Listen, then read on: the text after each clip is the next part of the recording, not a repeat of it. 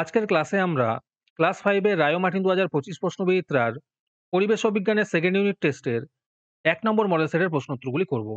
1 নম্বরে আছে নিচের প্রশ্নগুলির উত্তর দাও। যে কোনো 5টি করতে বলেছে। 1 নম্বর প্রশ্ন হলো কলকাতার ঢাল কোন দিকে? এর উত্তর হবে পূর্ব দিকে।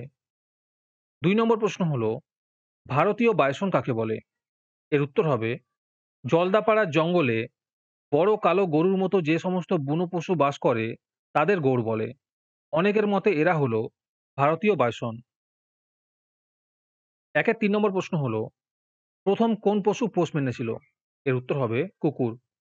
1-এর 4 নম্বর প্রশ্ন হলো দুটো বন্য পশুর নাম লেখো। এর উত্তর হবে শিয়াল এবং বাঘ। 1-এর 5 নম্বর প্রশ্ন হলো জীব বৈচিত্র্য কাকে বলে?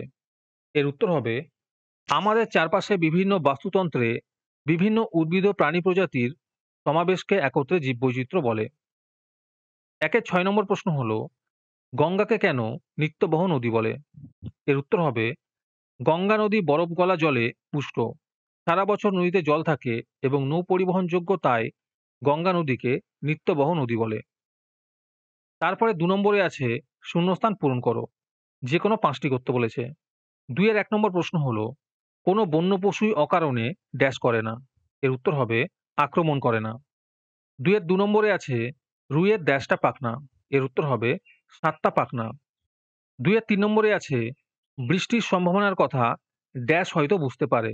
এর উত্তর হবে পিঁপড়ে হয়তো বুঝতে পারে।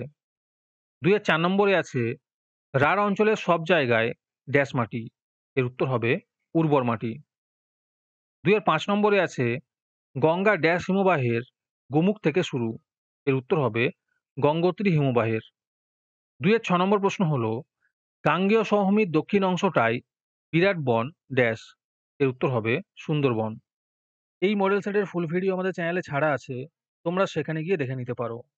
ডিসক্রিপশনে লিংক দিয়ে রাখলাম এবং পরের মডেল সেটগুলির ভিডিও পাওয়ার জন্য আমাদের চ্যানেলটি সাবস্ক্রাইব করে রেখো।